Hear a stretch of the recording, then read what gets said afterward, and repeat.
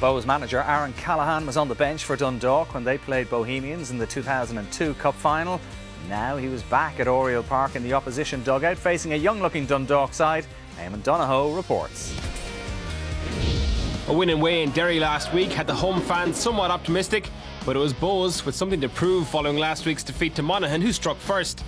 Ryan McAvoy scored from 30 yards in that one. This finish more modest, but just as important. With Mark Griffin still a couple of weeks away from fitness and a decision to be made on whether to sign Barry Conlon, Dundalk need a cutting edge. Luke Danville's header looked to be going over, but Andy McNulty made sure. Tipperary's most famous striker Shane Long has scored 7 league goals for West Brom this season. Fellow tip man Michael Rafter broke his Dundalk duck last week, but couldn't add to his tally.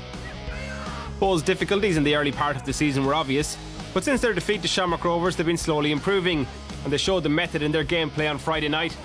Their ball retention was impressive, and Dundalk had no answer. Manager Aaron Callahan said it was their best performance of the season so far.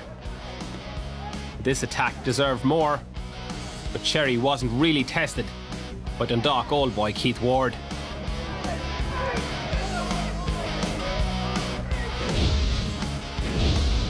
Dundalk were no doubt hampered by the loss of Liam Burns, Derek Foran and suspended captain Chris Shields, but overall they were second best by some distance.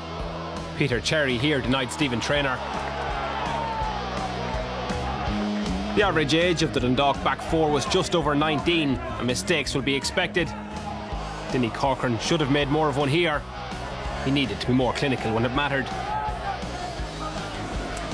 It took Bohs 6 matches to register their first league goal, but the ones they've gotten since have mostly been memorable. This one could be their best yet. Callahan is a coach who places emphasis on the passing game, and the build-up after 70 minutes was first-rate. Dundalk fans' misery compounded when an ex-Strog Peter McMahon finished the move with a shot worthy of what had preceded it. Bohs virtually out of sight. Finances again seem to be troubling Dundalk, with talk of possible redundancies at playing and coaching level. We would have liked to have asked Sean McCaffrey about this. For the 3rd week in a row, the Dundalk boss declined to be interviewed. Gareth Coughlin on the pitch less than 30 seconds was off target. Problems in front of goal seem to be recurring, just 4 in the league so far this season. Keith Buckley's return in recent weeks has been a key factor in their revival. He's a fan's favourite and showed why by creating his own chance in the dying minutes. Final score at Oriel, Dundalk 0, Bohemians 2. A listless performance from the disappointing home side. Bohs' second goal worth the admission fee alone. We got to do our preparation right during the week, and we did this week.